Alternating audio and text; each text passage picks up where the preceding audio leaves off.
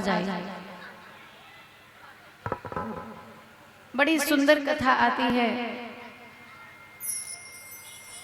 एक बार भरत जी महाराज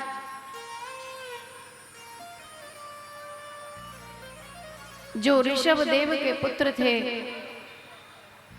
गंडकी नदी में स्नान कर रहे थे और देखा कि कुछ हिरण वहां पर पानी पीने के लिए आए और जैसे ही पानी में पानी पीने के लिए मुंह देते हैं, पीछे से ऐसा आभास हुआ कि कोई शेर के दहाड़ने की आवाज आ रही है।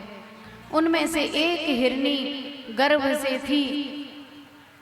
सभी हिरण भाग गए और उस हिरनी ने भी भागने का प्रयास किया, तो हिरनी जैसे ही छलांग लगाने चली तो उसका गर्भ गिर गया और वो वहीं की वहीं मर गई।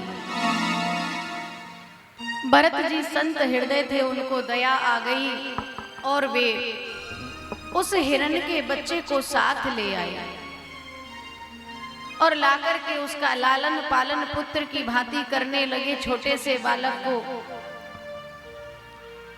वे पालते हैं और उसके साथ अधिक से अधिक समय बिताने लगे। मानो भजन का समय कम हो गया और हिरण के साथ इतनी प्रीत हो गई, ममता हो गई।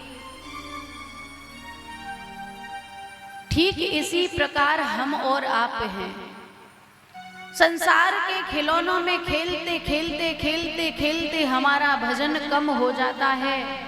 बाकी व्यर्थ की चिंताओं में, व्यथाओं में हमारा समय अधिक बीतने लग जाता है। आज भरत जी भी हिरण के मोह जाल में पड़ गए हैं। वृद्धा अवस्था है, विचार कर रहे हैं, अंतिम श्वासें चल रही हैं कि अगर मेरी मृत्यु हो गई तो मेरे इस हिरण की रक्षा, इसको खिलाना पिलाना, इसकी सुरक्षा कौन करेगा। प्यारे, हम और आप जीव भी ऐसे ही हैं। चिंतन करो इन शब्दों का जो गद्दी से बोला जा रहा है, इन पर चिंतन करो। हमारी कितनी भी वृद्धावस्था आ जाए, हम मरने को तैयार नहीं। हम अंतिम समय में भी यही चिंता करते हैं कि अगर मैं चला गया तो नाती पोतों का क्या होगा, बेटे का क्या होगा, नाती की शादी कैसे होगी, नाती के बच्चे कैसे पलेंगे, व्यापार कैसे चलेगा। प्यारे, वृद्धावस्था जब आने लग जाए ना, माने वृद्धावस्था कब से आना शुरू हो जाती है? 40 के बाद। 40 के बाद अपने आप को समझ लो कि अब हम उतर रहे हैं, चढ़ नहीं रहे।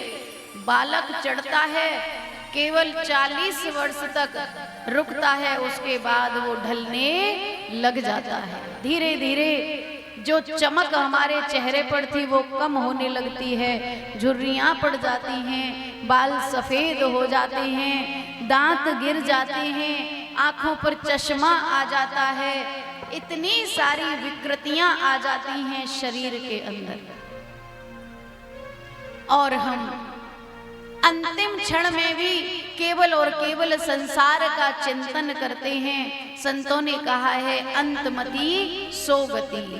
आज हिरण के चिंतन में भरत जी ने प्राण छोड़ दिए तो उनको अब जो नया जन्म मिला वो हिरण का मिल गया, क्योंकि मन कहाँ रखा था? हिरण में। अब मन हिरण में पड़ा है तो चोला भी हिरण का मिल गया।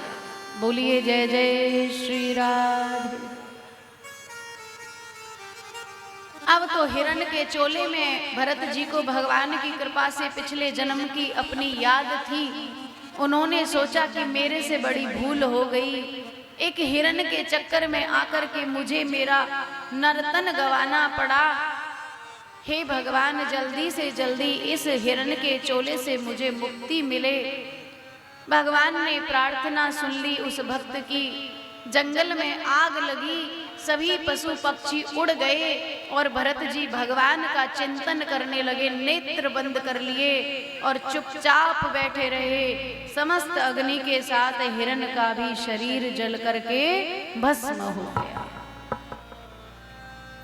एक ब्राह्मण कुल में जन्म लिया भरत जी ने, और जो बड़े भाई थे वे सब काम धंधा करते, ये छोटे थे। इनके जो पिता थे ब्राह्मण देव बड़े विद्वान थे, तो जब छोटा बालक होता है तो उस पे लाड़ ज्यादा होता है। तो कहने लगे कि बेटा तुम कुछ मंत्र पढ़ा करो, सीखा करो, कुछ शास्त्र पढ़ा करो, मैं पंडिताई करता हूँ, मेरे बाद इस पंडिताई को तुम संभालना, पुरोहिती तुम करना, मेरे जितने भी जजमान हैं उनका पुरोहित हूँ, उनके घर जा जा करके तुम कथा कीर्तन किया करना। भरत जी ने विचार किया कि अगर मैं पुरोहिताई के चक्कर में पड़ गया तो धन का लोभ हो जाएगा, धन का लालच हो जाएगा, इसलिए मुझे कोई ज्ञानी ध्यानी चक्कर में नहीं पड़ना है, मैं तो मूर्ख बन के रहूंगा। माने भरत जी इस कान से सुनते संसार की बातों को इस कान से निकाल देते। अब तो उनका नाम पड़ गया जड़ भरत, क्योंकि उन पे कोई प्रभाव ही नहीं पड़ता किसी के कहने का, वो तो अपने भगवान के नाम में मस्त। भरत जी चुपचाप एक डंडा उठा करके कंधे पर खेत पे चले गए, और खेत की मेड़ पर, जैसे मैं सुबह जाकर के वहां खेत की मेड़ पे बैठ जाती हूँ और बैठ के भागवत जी का पाठ करती हूँ ना, ऐसे ही भरत जी सुबह सुबह खेत में चले जाते और वहां बैठ करके अपना भगवान का भजन करते।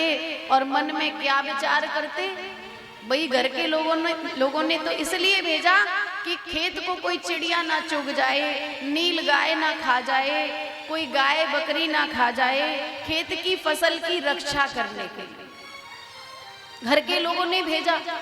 और भरत जी क्या विचार कर रहे हैं, क्या विचार कर रहे हैं रवि भैया?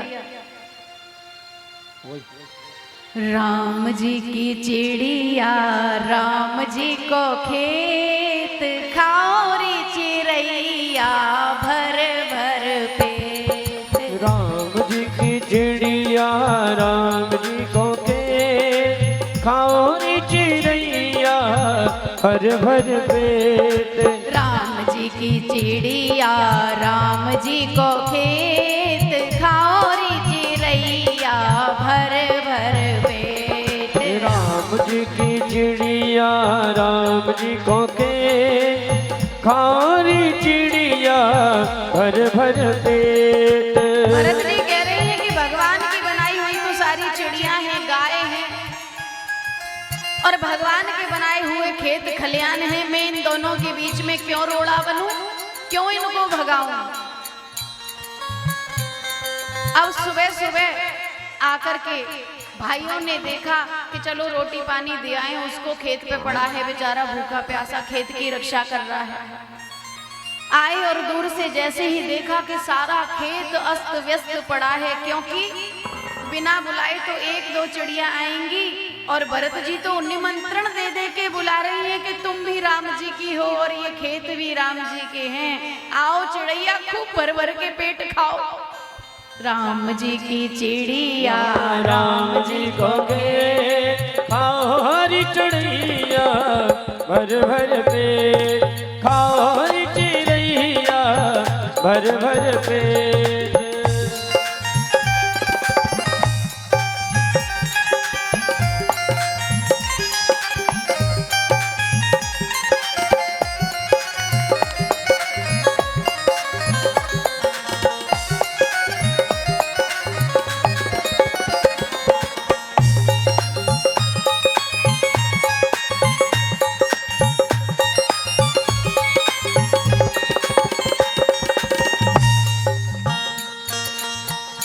भाइयों ने देखा कि भरत जी ने तो सारा खेत खवा दिया, उठा करके डंडा भरत जी की कमर पे मारने लगे और भरत जी को वहां से निकाल दिया।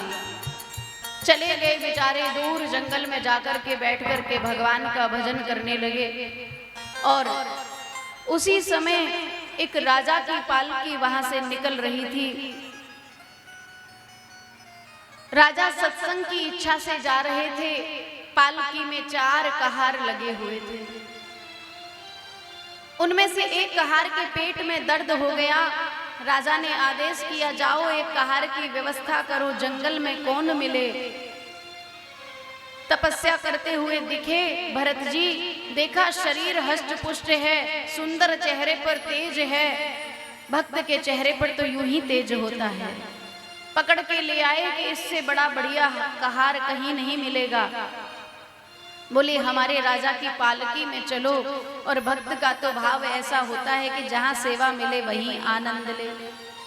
कंधे पर पालकी रख ली, जिह्वा पर भगवान का नाम है और बुद्धि में सचेतता है कि मेरे पैर के नीचे कोई चींटी भी दब के मर न जाए, किसी को कष्ट न हो जाए मेरे कारण। एक पैर यहाँ, एक पैर वहां, एक पैर यहाँ, माने कोई चींटी कीड़ा मकोड़ा मेरे पैर के नीचे ना आ जाए। तो बार बार पालकी ऊपर नीचे हिलती है। राजा का सर ऊपर टकराता है। जोर से राजा चिल्लाने लगा और झांक